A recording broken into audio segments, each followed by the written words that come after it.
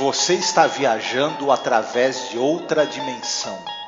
Uma dimensão não só de imagens e sons, mas também da mente. Uma jornada a uma maravilhosa terra, cujas fronteiras são as da fantasia.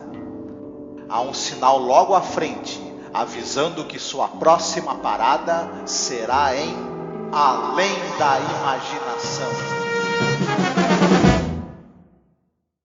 Olá, ouvinte! Seja bem-vindo a mais um episódio sobre a série clássica Além da Imaginação. Eu sou Angélica. E eu sou o Marcos. Marcos, hoje a gente vai falar sobre o episódio de militares, né? De movimentações militares e tal. Vamos lembrar que o Rod Serling, ele serviu, né, e tal, foi pra guerra, o caramba. Ele é um paraquedista, né? E, claro, ele tem apreço por esses episódios com temática de guerra, né? Às vezes são episódios muito bons e às vezes são episódios muito ruins. A gente chegou aqui no episódio que eu não gostei nadinha. Mas não é por isso que a gente não vai dar uma destrinchada nele, conversar sobre ele, falar sobre curiosidades, né, etc. Tá? Então você fica por aí que logo depois da vinheta a gente vai comentar um pouco sobre a sétima é composta de fantasmas. Olá, eu sou a Angélica. E eu sou o Marcos. E hoje nós viemos aqui com um pedido muito importante para você que nos acompanha nesses quase 14 anos de podcast. Nos últimos tempos, o apoio que vocês têm dado pra gente tem sido muito importante, tem nos ajudado muito, e a gente pensou numa meta para poder modernizar a aparelhagem que a gente tem, para poder começar a fazer lives. Volta e meia fizemos algumas lives, principalmente agora durante House of the Dragon, né?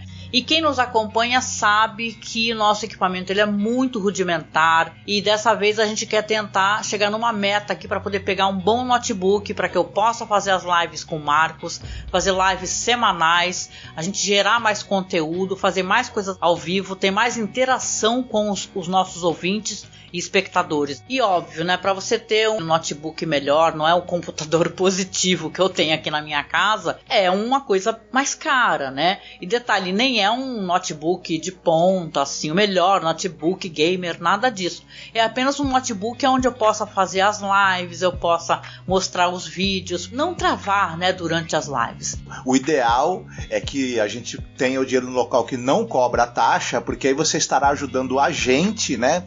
E não enriquecer algum banco ou alguma, né, operadora. Na verdade, um computador melhor também vai agilizar a edição dos programas, né? Exatamente. Então, eu peço, o Marcos também aqui, que você nos apoie, tá? Como você pode apoiar? Você pode apoiar pelo Apoia-se, mas o Apoia-se tira uma cota, né? Tira um valor. Ou você pode apoiar via Pix também. Nos ajude a atingir essa meta. Tá certo?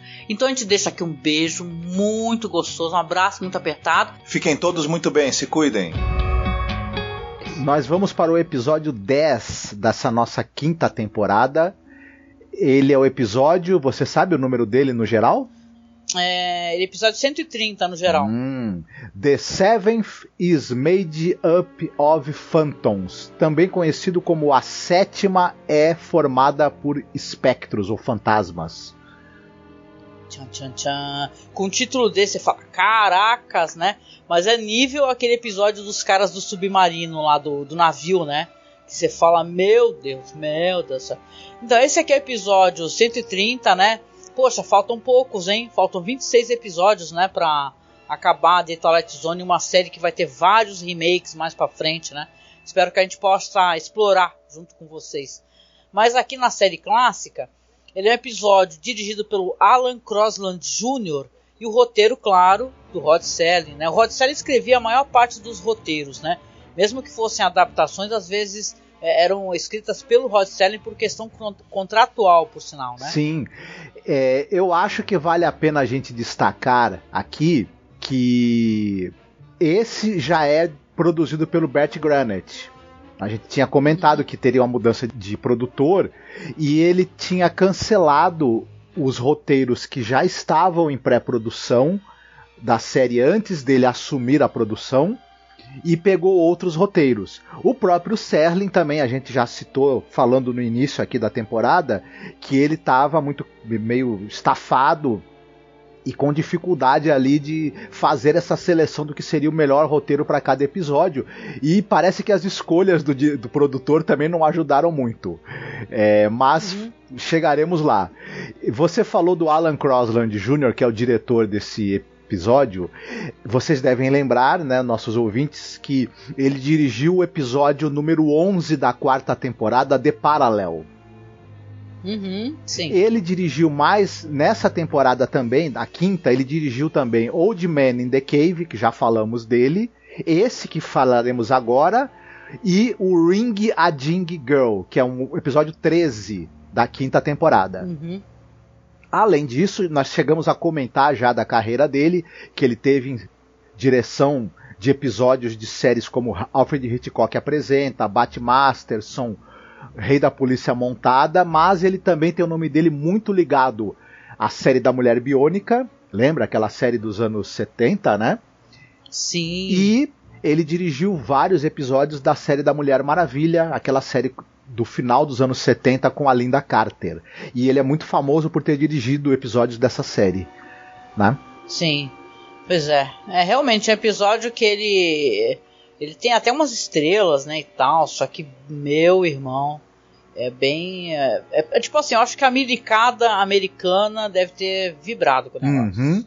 Continuando o elenco, nós temos o ator Ron Foster. Ele vai fazer um personagem que é o William Connors. Eu esqueci agora que ele é um cara também do exército, obviamente, da Força Nacional. Eu esqueci a patente dele agora. E, enfim, eu não vou lembrar a patente dos personagens em questão, mas ele faz o William Connors, esse ator. Ele é um cara que trabalhou nos anos 50 no cinema. Ele tá naquele filme famoso de 63, O Castelo Maldito, sabe? House of the Damned. Aquele famoso filme de Casa Assombrada. Pois é. Ele também esteve naquela série Highway Patrol, fez 25 episódios dessa série, e ele também está em séries como Aventura Submarina, Gunsmoke. O Aventura Submarina, você lembra que o Lloyd Bridges, né, o pai do Jeff Bridges, ele era um mergulhador que ficava procurando tesouros? Sim! Nossa, as pessoas adoravam essa série, gente. O pai do Jeff Bridges, né, que hoje em dia é um senhorzão, né, mas o pai dele, ele era a fuça do pai, né? O pai dele era... Nossa, ele estava em todas as salas de televisão do americano. Né? Eu agora vou citar um cara do elenco. Vou pular um deles. Eu vou citar os outros e vou deixar o cara que eu acho mais importante do elenco por último, na verdade. A gente tem também... Um dos soldados é feito por um ator chamado Randy Boone. Ele vai ser lembrado pelo pessoal, ele era o Randy Benton, do Homem da Virgínia. Ele é um loirinho, ele é uma cara muito famosa da TV americana aí, dos anos 60. Ele também aparece naquela série Cimarron Strip. E ele aparece também em séries como Kolchak, Kung Fu. Enfim, ele era um jovem ator na época e participava também de muitas séries ligadas a faroeste. Enfim, era uma carinha famosa. Enfim, e a gente tem também o Robert Bray, que ele era o Corey Stewart da série Lassie. Quem assistiu a série Lassie vai lembrar desse personagem do Corey Stewart, que era vivido por esse ator Robert Bray, que aqui ele faz o cara que é o comandante, que fica tendo que chamar os caras para trazer o tanque de volta o tempo todo e brigando com eles. Né? Mas o grande destaque desse elenco é o ator Warren Oates, que a gente já chegou a falar sobre ele porque ele participou do Purple Testament, que era que é um ótimo episódio. O episódio 19 da primeira temporada. E o Warren Oates, ele é um cara que ele era um ator... engraçado, a gente falou do Richard Basehart no episódio passado, que era uma grande estrela do cinema que estava fazendo uma participação no episódio de televisão. O Warren Oates é o contrário. Quando ele participa de Além da Imaginação, ele era um cara da televisão. Nos anos 70 é que ele vai virar um cara famoso, uma estrela do cinema, no final dos anos 60 e início dos anos 70. Por quê? Ele é um nome muito ligado ao faroeste revisionista.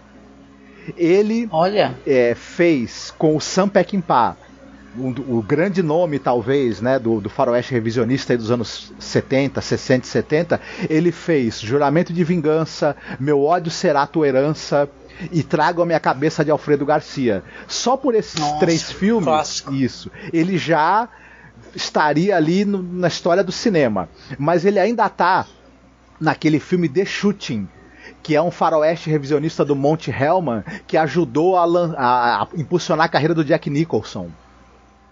Olha, da hora. Não, e dizem que ele é muito famoso também porque ele faz um mutante em um episódio do The Other Limits, que é uma coisa aberrante, cara, do Zoio de Bomba. É muito legal esse episódio também com ele. Ele tá em The Outer Limits. Ele tá também naquele filme Pistoleiro Sem Destino, que é um filme com o Peter Fonda, dirigido pelo Peter Fonda, que é outro faroeste revisionista. Ele tá no Kid Blue Não Nasceu Para a Forca, que é um filme que passou na TV brasileira também. Outro faroeste revisionista dos anos 70, que tem o Dennis Hopper no papel principal, e ele contracenando com o Dennis Hopper. Então, na verdade, essa participação dele nesses filmes de faroestes revisionistas dos anos 70 fizeram com que ele ganhasse muito destaque, o Warren Oates. Mas, como eu te falei, nessa época aqui ele ainda estava trabalhando como ator de TV, ainda não tinha estourado nos cinemas. E é isso que eu tenho para destacar do elenco. O que eu tenho de destaque aqui é que você falou do episódio maravilhoso, que é um episódio que a gente gravou na primeira temporada, que é o The Purple Testament. Ele é muito melhor do que esse aqui, em vários níveis. Nossa, em vários níveis. Esse é um episódio de guerra que ele é todo equivocado, saca? Você fica tentando entender as escolhas de roteiro mesmo, sabe? Pra onde os personagens vão, que não tem sentido, e depois elas caem pra uma verdade meio gritante, né? Você consegue anteceder, você consegue saber o que vai acontecer no final, né?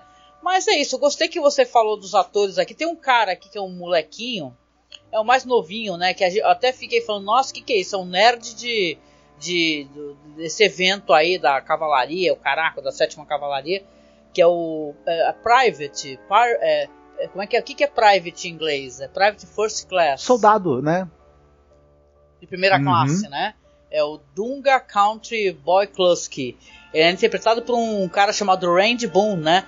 E ele é a fuça, isso é bem engraçado, né? Se você for ver a fotinha dos dois lado a lado, com o cara daquela série de humor maravilhosa, o Third Rock, sabe? Aquela série engraçadíssima, Third Rock. Ele é a cara, é tipo assim, ele é o que parece que renasceu em outro corpo, né? E é um episódio que, cara, ele é muito xarope.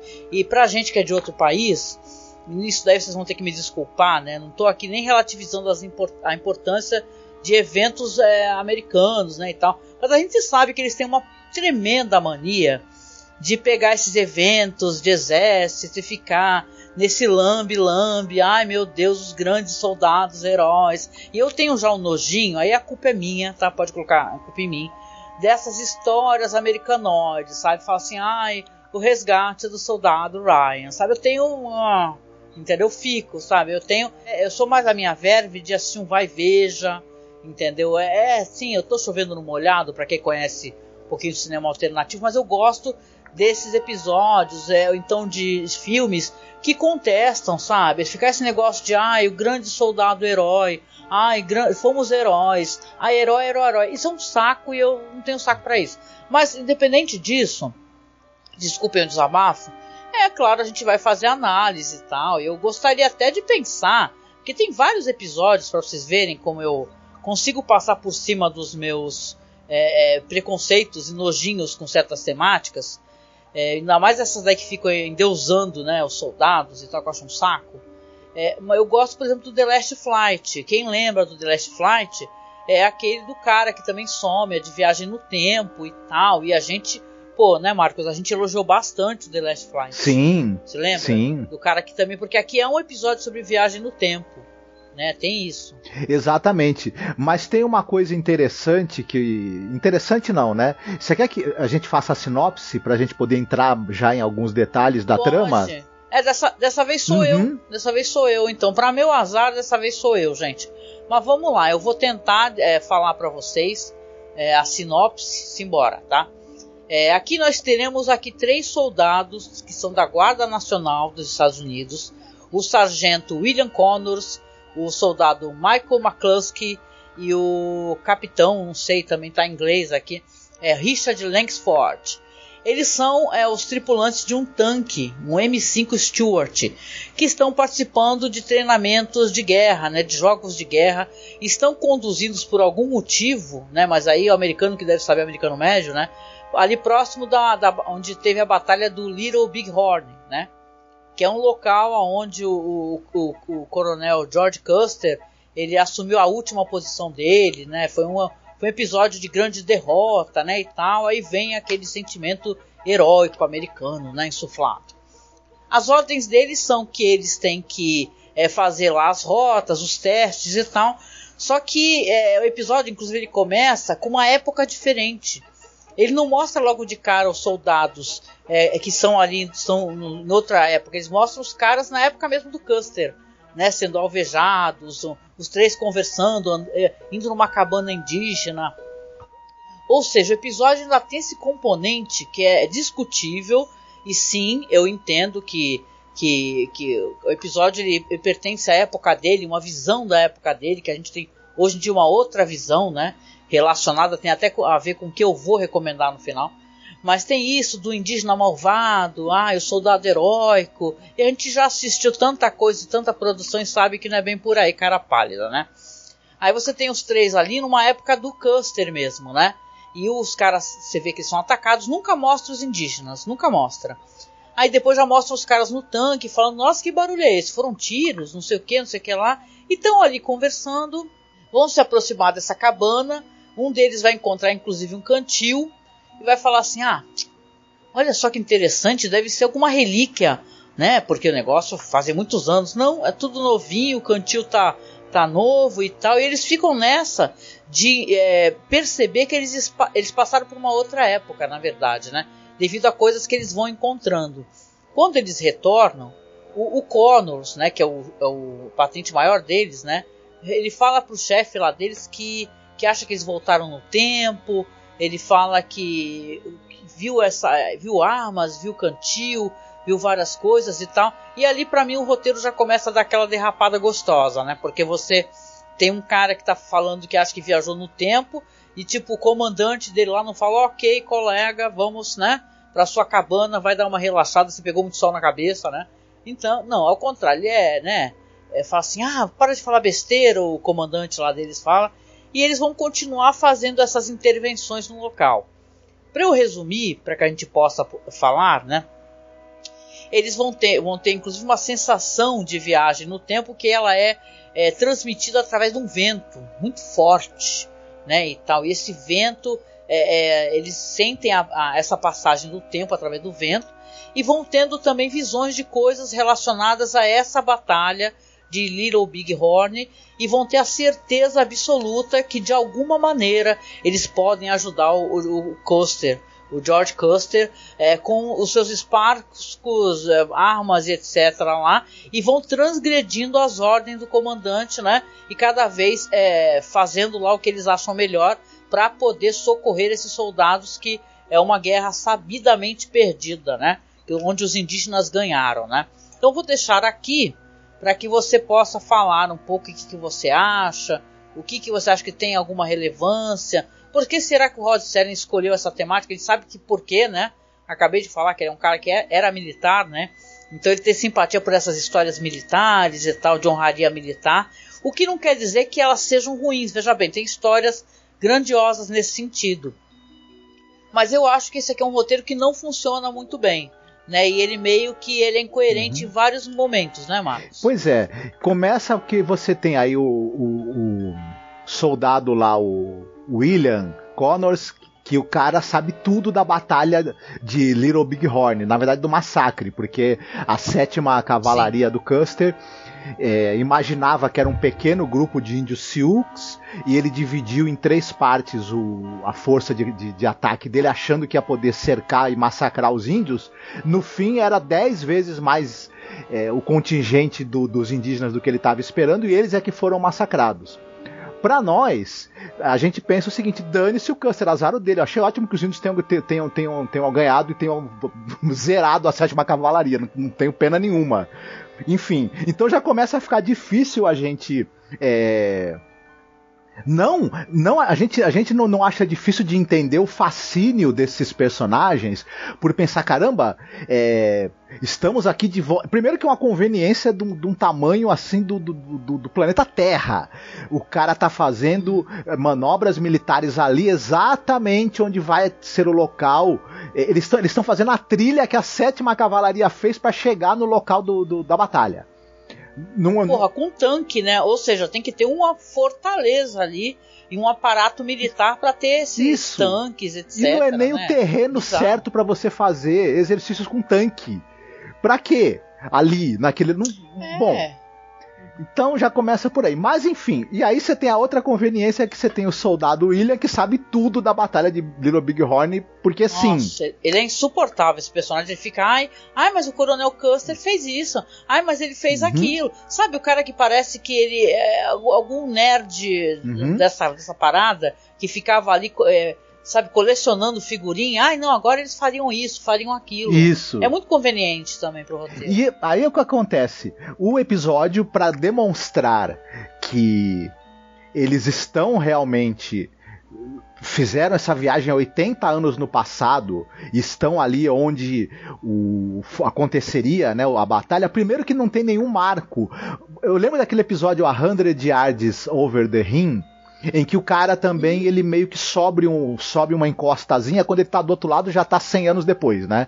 É algo assim. Sim. Esse daqui... É uma viagem no tempo, você vê, mas ela é honesta, essa viagem no tempo. Você entende que é possível acontecer algo daquela maneira, e a maneira como o personagem se comporta, entendeu? Como ele interage. Não, é uma coisa que, sabe, existe uma clareza de alguma maneira. E ele...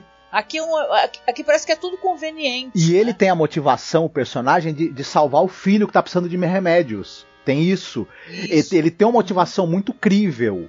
E como você mesma falou, ele chega ali, ele tem uma sensação de total e completa confusão. Por ele estar em outra época. De desorientação. Esses caras aqui é o contrário. Eles logo ficam fascinados, vão... Mesmo sabendo o que vai acontecer. Porque você tá... indo propositalmente para um local de batalha. De uma batalha que teve uma quantidade enorme de vítimas. Então já é uma coisa meio estúpida.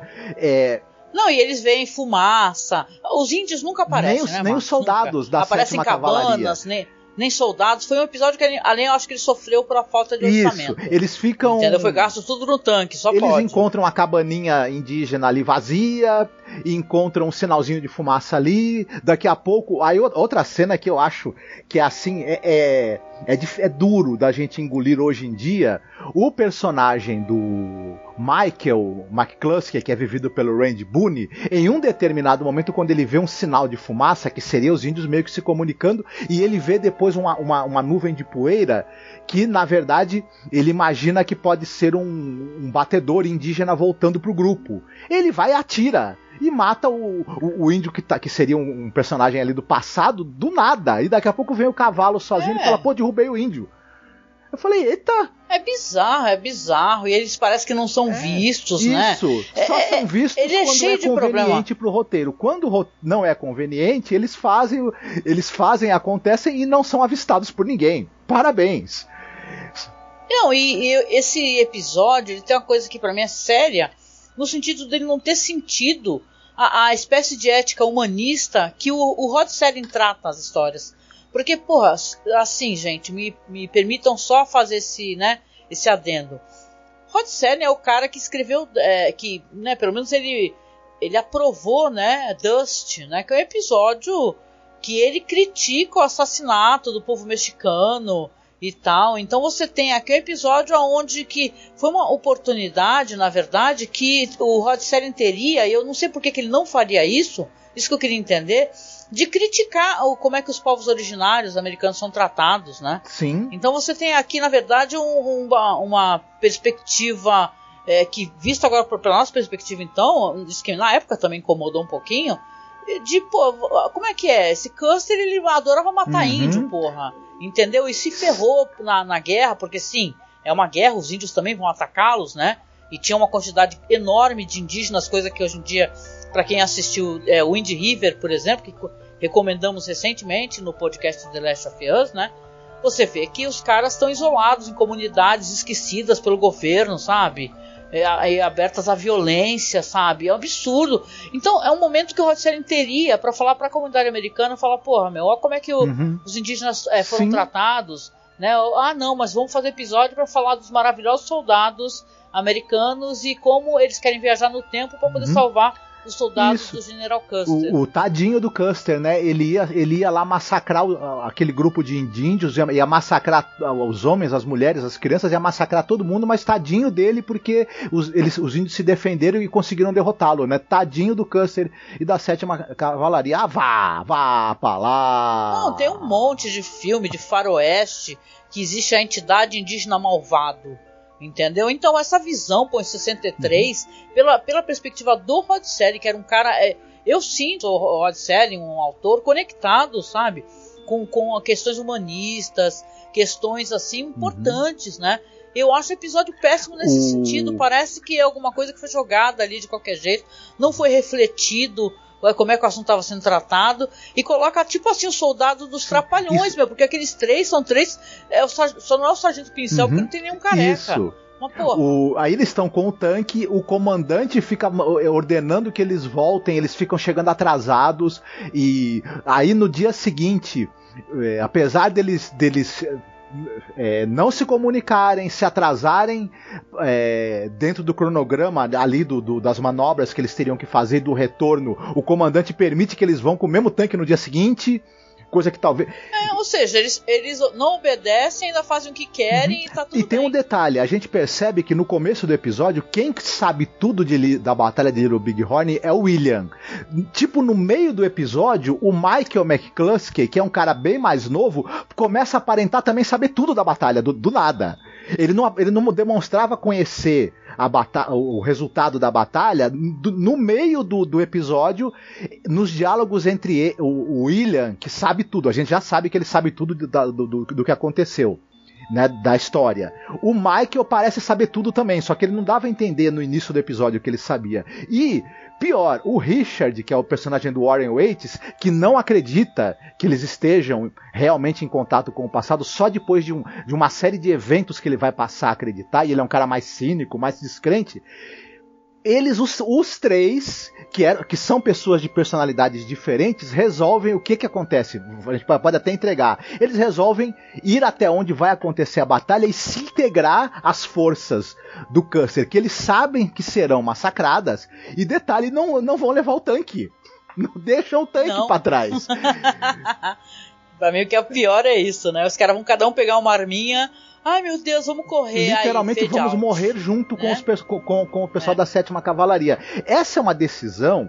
Primeiro, a gente não vê nesses personagens nada que seja construído que levaria eles a tomarem uma decisão dessa. Outra coisa, ela é uma decisão de uma estupidez tão avassaladora que fica difícil a gente engolir que alguém seja tão idiota a esse ponto, tão estúpido. É por isso que eu tô falando, os caras são tipo os soldados lá dos Trapalhões, cara. É a versão americana disso, porque são folgados e desobedientes, né? Tem um nerd lá que sabe tudo, uma grande coisa.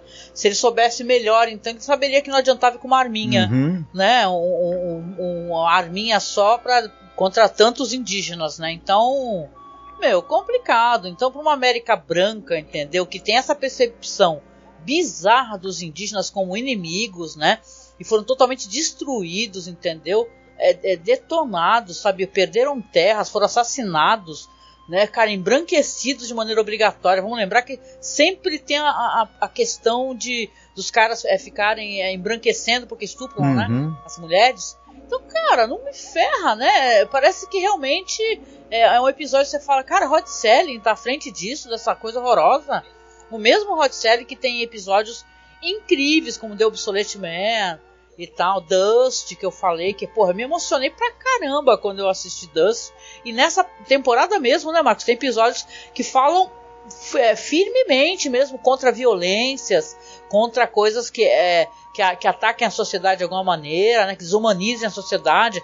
Tu vê que esse problema, essa cartada da guerra, né, do militarismo, ela é problema em todas as situações, e até os melhores roteiristas conseguem ficar patinando quando essa questão é colocada, né? Você vê que eles não conseguem transpor, né? Ou fazer uma autocrítica no sentido quando a questão é militar. O Serling, eu acho que, posso estar enganado, né? Eu vou chutar aqui, eu não tenho informação precisa nem documentação a respeito disso. Mas eu creio que o que motivou essa coisa, ele que foi militar, que foi soldado, que foi paraquedista, etc., que lutou na guerra, ele tem talvez esse sentimento de empatia com o soldado derrotado, com as pessoas que mesmo, talvez até lutando do lado errado, pereceram no campo de batalha, com os soldados que são vítimas das batalhas perdidas. Só que esse é um sentimento muito específico de quem esteve no exército. É difícil para o resto do público engolir esse... É do cara que não é mais do exército, ele não é mais militar, mas ele se sente militar por dentro, né? Tem até uma discussão muito boa, e serve para quem aqui no Brasil, ficou nessa vertente bolsonarista nojentíssima, que os militares têm uma péssima mania de achar que são melhores que as outras pessoas. Tipo assim, a única coisa que eles fazem nos colégios militares diferente é justamente essas manobras militares, coisas relacionadas às armas. O resto, bicho, é tudo coisa que todo mundo estuda, português, matemática, etc, entendeu? Tem coisas especificamente militares que aí sim, que são compreensíveis, mas eles não são melhores que ninguém, mas eles têm essa mania, esse sentimento de ficar, ai meu Deus, eu sou um militar, eu vou ser militar pra sempre. Entendeu? Então vou entender tudo que o militar, tadinho no militar, saca? E sim, tem que ter uma autocrítica, seja no militar, seja de outros, sabe? Não importa, não importa a vertente, se é militar, se é outra espécie de profissão ou coisa, a pessoa tem que ter uma autocrítica, senão não dá, pô. Exatamente. E eu sempre achei essa coisa muito... O dentista, quando ele se aposenta, ele não fica mais arrancando dente. Ele fala, fui dentista, foi minha profissão, agora eu sou uma pessoa aposentado, faço outras coisas da vida. A faxineira, quando ela se aposenta, ela não fala, serei eternamente. Não, ela... Trabalhei com isso, agora... Não, a militar... Mas isso daí vem dessa parada deles acharem que são diferente do... Tipo assim, nós que não somos militares, nós somos cidadão comum. Então a gente não tem o mesmo nível ideológico, a ética deles. Sabe, tem todo um discursinho furadíssimo. E, cara, o Rod Serling, ele patinou nessa daí, que é um episódio... Ele é ruim em tantos sentidos, o final dele, gente. Porque você sabe que os caras vão, obviamente, morrer, né? Porque vai o soldado pincel, o fulano e o cicrano com uma arminha na mão, não aparece em nenhum momento a guerra, o episódio não tem grana pra isso, né? Então, o episódio foi filmado na Califórnia, não foi Montana, né? Que é onde aconteceu realmente isso daí. Aí você vê que, cara, depois, convenientemente, o chefe deles, o comandante, o outro soldado, eles vão estar ali na reprodução, é uma reprodução desse monumento nacional ao Custer, a batalha de Little Big Horn, né? E ali, outra conveniência de roteiro, porque vocês sabem que quando tem lista de mortos, é por ordem alfabética, né? Mas não, os três estão ali todos fora da ordem alfabética. Isso. Entendeu? Vai estar lá o Michael McCluskey, Richard Langsford, Bentley Simonson, sabe, meu? Pelo amor de Deus, sabe? Até essa conveniência de roteiro a gente teve que engolir, entendeu? Que tá os três ali convenientemente ali. E os caras estão passeando ali pelo monumento. Sabe o que é pior? Se eu não me engano, tem o nome dos três juntos que não está em ordem alfabética. Aí quando você vai descendo, aí tá tudo no B. Meu Deus do céu. Gente, isso é muito ruim, cara. Isso é pegar o espectador e é triste porque The Twilight Zone não é assim. The Twilight Zone não costuma ficar desmoralizando a inteligência do espectador, cara. Esse final é muito óbvio que ele vai acontecer, que os caras vão aparecer em alguma listagem, sabe? Aí ainda fala o comandante, ai que pena que eles não levaram o tanque. Brother! Sim. Ferra, sério. Aí foi o comandante, aí ele acreditando já, que pena que eles não levaram o tanque, né? É o pior, cara. Olha, esse daqui, se tiver lista de piores no último programa, esse... Não, é negócio. E outra coisa, né? A troco de que o nome deles iria estar constando na lista de mortos do massacre, se eles não estão com o mesmo uniforme, eles não estão na lista dos soldados que estariam em serviço naquele dia. enfim, quem ia encontrar os corpos ia falar, quem são esses caras? Esses caras não são do exército. Esse episódio é totalmente deslocado dos episódios de alta qualidade, de roteiro, de mind-blowing, de The Twilight Zone. É um episódio muito ruim. E se eu fosse meter nota nele, eu ia largar tranquilamente um 1 de 5, tá ligado? É que a gente não é de dar nota aqui, né? Aliás, eu tava lendo umas resenhas, porque eu adoro ficar lendo blog estrangeiro, né, americano, sobre a série. E o cara fez um comentário aqui, no site My Life in the Shadow of the Twilight Zone, que o cara destroçou o episódio. Com razão, que ele é péssimo.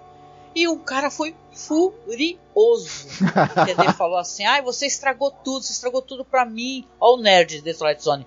Você tem que lembrar que o Rod Serling não sei o que essa batalha foi antes do Vietnã, que por isso que o Rod Serling, sabe? Ridículo, né? Sempre vai ter um cara ali comentando. E, gente, é muito ruim, gente. Se vocês gostarem, vocês contam pra gente aí nos comentários. A gente não quer, até porque a gente é uma coisa que tem que ser, né, de esquerda, a gente ser empático, né, e tentar ser empático com questões que as pessoas simpatizam. E claro que pode ter alguém aqui que é nosso ouvinte, a pessoa militar, vai achar que a gente está desrespeitando. Não estamos. Mas eu acho que esses debates são debates importantes, inclusive na atualidade no governo brasileiro, devido a como as coisas aconteceram, como os militares se comportaram, o que eles permitiram que os cidadãos fizessem pós-governo Bolsonaro, o que aconteceu no dia 8.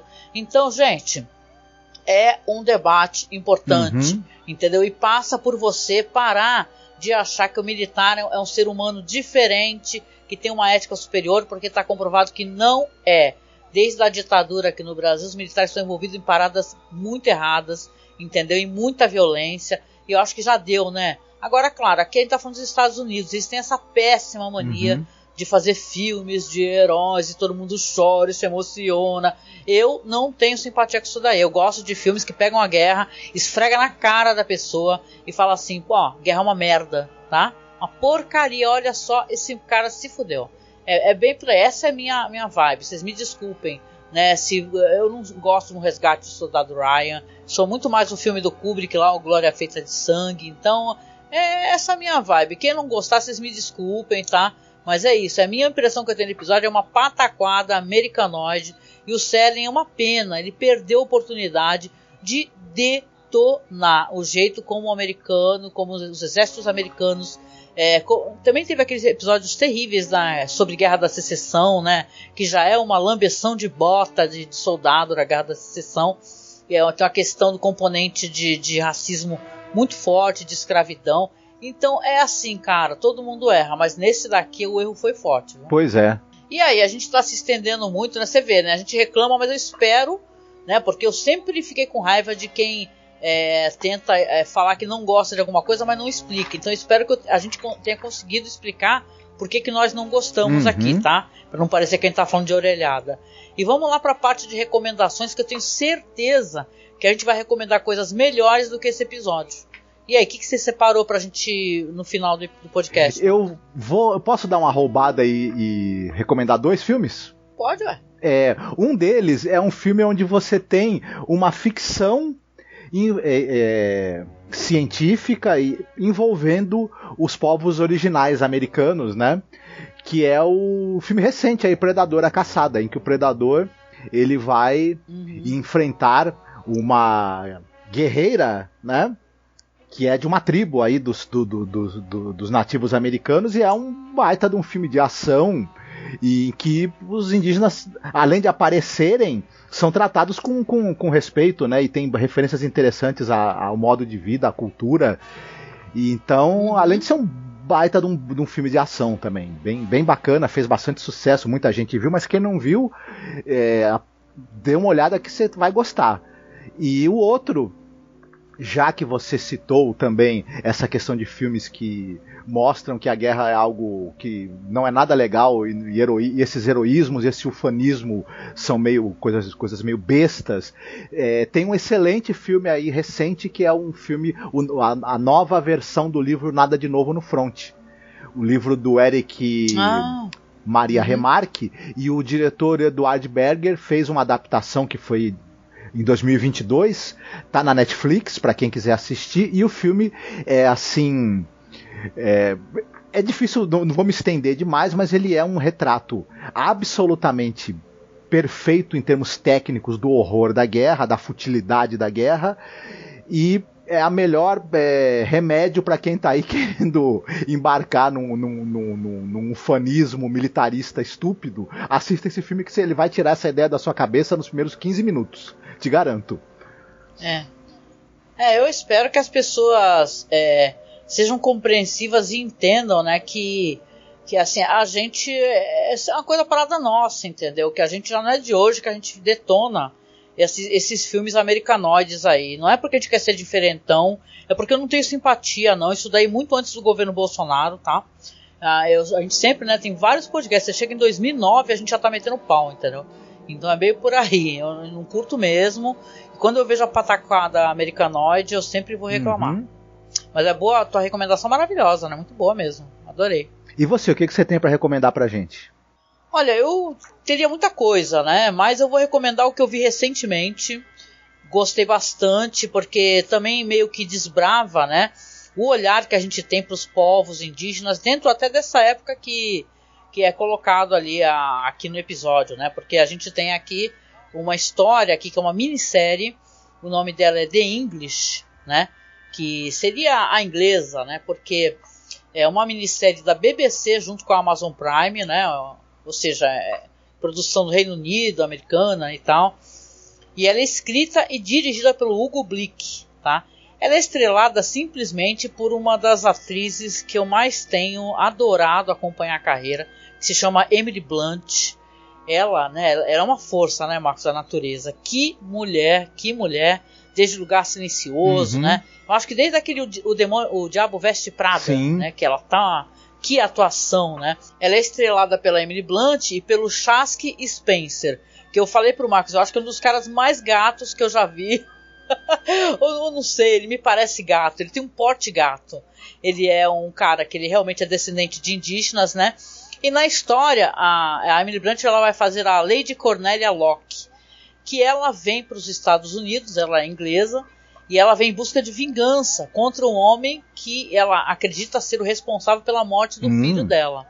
Ela acaba conhecendo esse cara, esse indígena, que é o Eli Whip, que ele é um ex-batedor da cavalaria. Porém, ele é membro da nação Pauí, né, por nascimento. Ele é um cara que, inclusive, ele não tem a simpatia dos próprios indígenas também, porque, obviamente, trabalhava com cavalaria, né? Qual seria a simpatia que ele teria se ele é um batedor, né? Que é o cara que avisa, né? Onde estão as pessoas, vai na frente avisar se tem ou não e tal. Ele é considerado um traidor, né? Só que os dois têm histórias muito interessantes e controversas, porque o Eli também está atrás de vingança, né? Ela vai sofrer violência logo de cara e vai acabar encontrando esse cara que é quem vai ajudá-la, né? Mais pra frente vai se aprofundar a questão de amizade, né? Você vai conhecer uma tragédia enorme que tem por trás da história dela, né? E é muito... Ao mesmo tempo que a série é muito bonita, ela é muito bem feita, gente. O visual é maravilhoso, figurino, tudo. E tem um elenco do caraco, tá ligado? Tem o Ciaran Hinds, tem o Stephen Rea. É uma história que vai mostrar, né, o quanto é nociva, inclusive, o contato branco, né, com os indígenas, porque vários, eles vão também se tornando golpistas e tal. Não é que a série queira mostrá-los como, e sim que é péssimo, né, e tal. Quando ela vai descobrindo, por exemplo, tem uma família que ela, só para exemplificar, não é spoiler, né, que ela vai conhecer, que é um casal, e vai descobrir que eles são ladrões e tal, mas eles já estavam sofrendo violência das pessoas brancas que passavam pela fazenda, né. Então é uma história muito poderosa. É uma minissérie curtinha, são apenas 6 episódios. E, cara, ela me tocou profundamente. Coração, assim, ela é lindíssima. Tem pra assistir, eu tava dando uma olhada, eu procurei, né, pela HBO Max, pra quem tem esse serviço de streaming. Eu assisti baixado, beleza? Tem fácil por aí. E, cara, assista todo esse conteúdo que faz crítica, meu. A maneira como o americano, sabe, ou como os povos são... A gente falou, só para exemplificar, desculpa me estender, quando nós falamos sobre terror, que a gente pega todo ano na época do Halloween, em outubro, e a gente faz um podcast analisando o terror de uma região. Quando a gente foi falar da Austrália, nós falamos de Onde Sonham as Formigas Verdes, que, por exemplo, fala sobre a eliminação dos povos originários de lá, entendeu? Apagamento e tal. Então a gente, até falando sobre terror, a gente acabou introduzindo esse filme maravilhoso.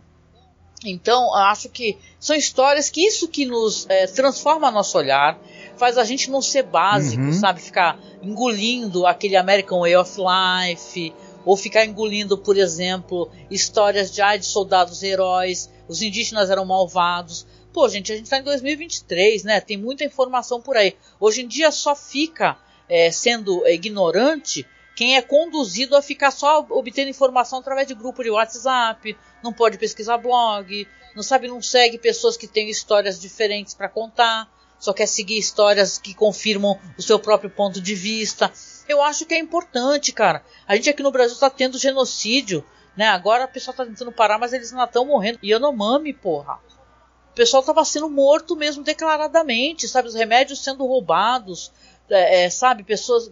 Nossa, até barra pesada. Criança sendo assassinada, estuprada, sabe? Os caras trocando remédio pelas filhas dos indígenas, meu. Garimpeiro lá fazendo a desgraça. Hoje em dia tava fazendo vídeo aí, falando, ai, tadinho da gente. Porra, meu. Claro, sim, direitos humanos é pra todos, inclusive pra quem não presta. Mas, cara, a gente tem que abrir o olho, né, meu? A gente não pode ficar acreditando no que os outros falam, o que em grupo bolsonarista fala. A gente tem que, porra, acorda, meu, acorda pra ser gente, sabe, melhorar. Então eu acho que isso faz parte. Quem achar ruim com a gente porque a gente não gosta de histórias militaristas, porra, não conhece a gente, meu. A gente tem o maior orgulho de ser assim. Né, Marcos? A gente detona mesmo, pô. Tu tá escutando o podcast errado. Então, abraço, desculpa, viu, pelo desabafo, mas, meu, é por aí, entendeu? Rod Serling, você me decepcionou. There is a fifth dimension. Beyond that which is known to man.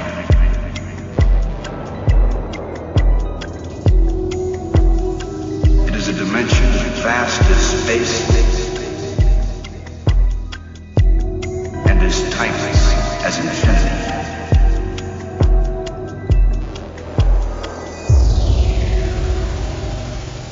It is the middle ground between light and shadow.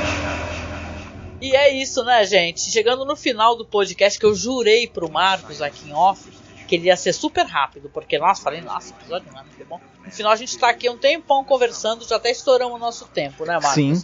Mas vamos lá então pros finalmente, para que a gente possa recomendar a música, porque vocês sabem, né? Na versão em áudio sempre tem música. Então o Marcos escolheu, porque a vez dele é a música de hoje, né, Marcos? Sim.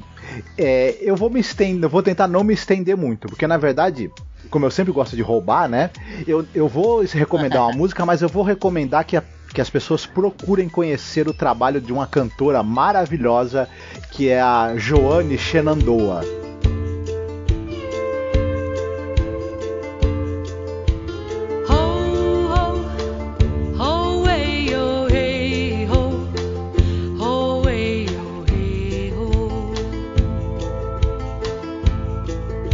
Ela faleceu em 2021, né, aos 64 anos. Ela é uma originária da tribo Oneida, que é uma tribo, né, indígena ali da região de Nova York.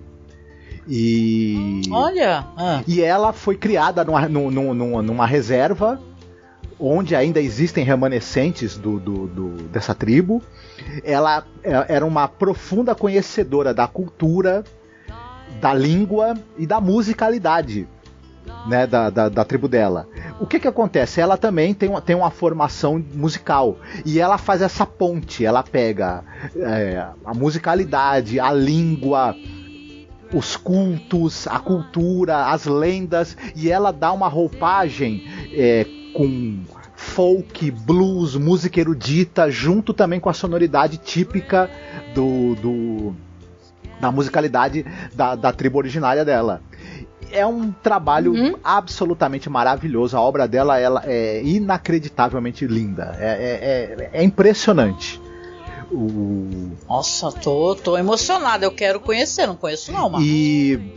E assim, você tem no YouTube, você tem a discografia dela, você pode escutar sem problema, você tem no Spotify, tem fácil acesso a tudo que ela produziu. Então eu aconselho que Johnny Shenandoah, que as pessoas procurem. Além de ser algo interessante de você conhecer a música dos nativos originários, dos povos originários americanos, ela tem essa roupagem também moderna, então é também algo muito agradável, muito interessante de se escutar, também musicalmente muito rico. E a música que eu vou recomendar é uma música que ela gravou chamada Tetri, que é tratado, onde justamente discute os tratados que levaram as tribos, na época ali do oeste ainda, em que as tribos estavam sendo perseguidas e massacradas, que levaram as tribos a irem para as reservas, e como esses tratados não foram cumpridos e acabaram levando as tribos à fome, ao desespero. Por isso que inclusive as tribos se revoltavam e aconteciam fatos como foi o massacre da 7ª Cavalaria. Então vale muito a pena escutar, é uma música tristíssima. Legal, nossa, eu não conheço, tô doida pra ouvir, vou ouvir quando for fazer edição. Muito legal, Marcos, poxa, obrigada, viu? Gostei da recomendação.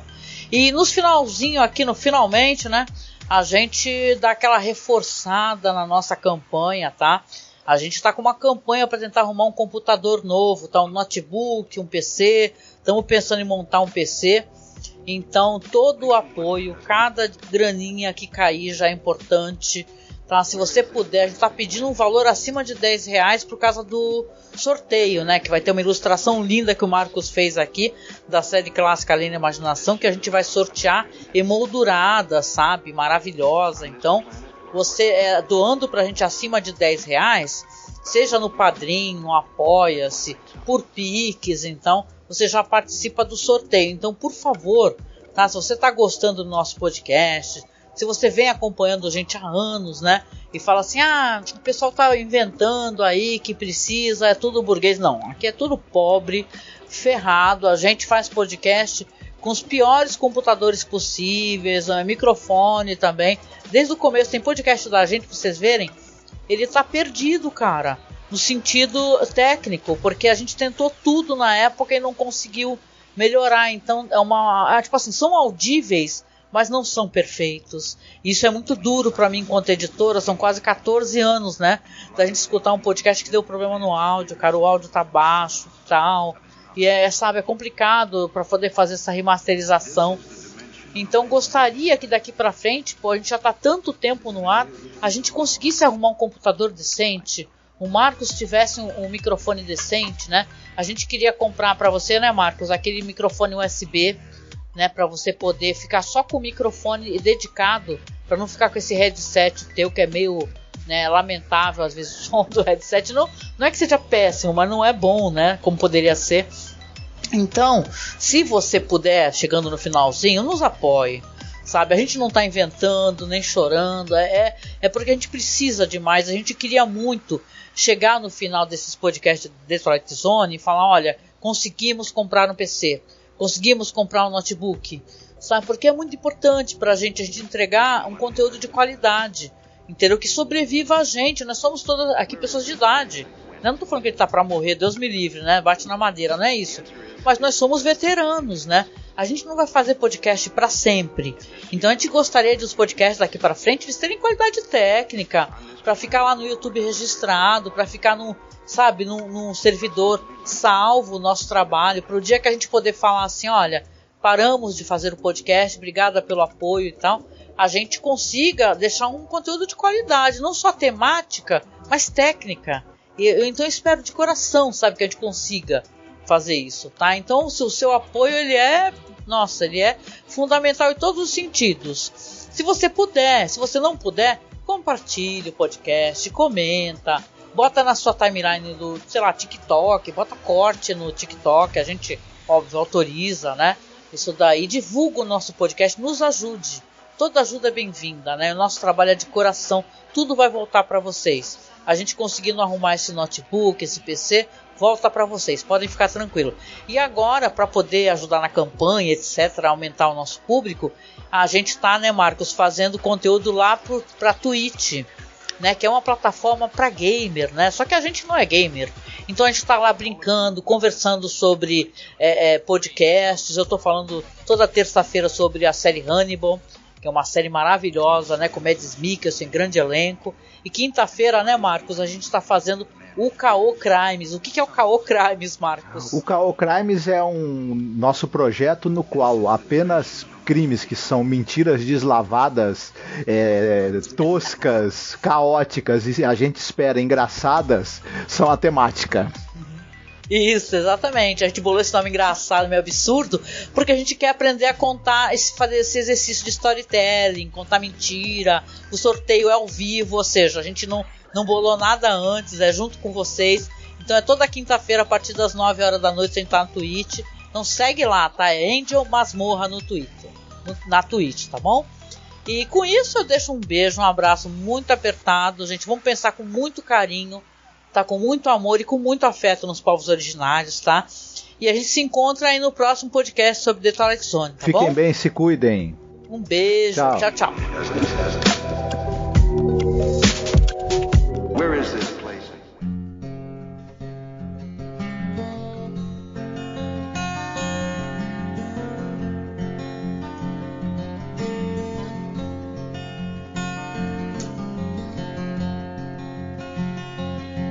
When you've raised all the forest, silenced all the birds, destroyed creations that came before your word, when you stamped to the ground all the things you fear, one thing to be sure of, I'll still be here.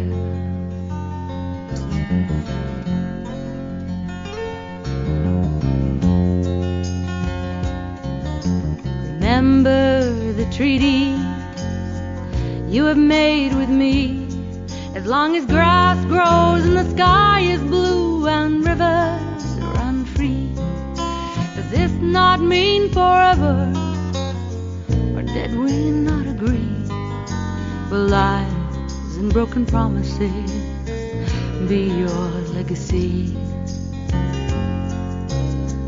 Who am I, your honor? Who am I, your grace? Who do you see standing here as you look upon my face? Hear me, Mr. President, this is sacred ground. You cannot own my spirit, though you might lay me down. So take all your children, teach them your life. Why waters are polluted, smog fills the skies. You can drain all the oceans and fill them with tears. You will never remove me, I'll always be here.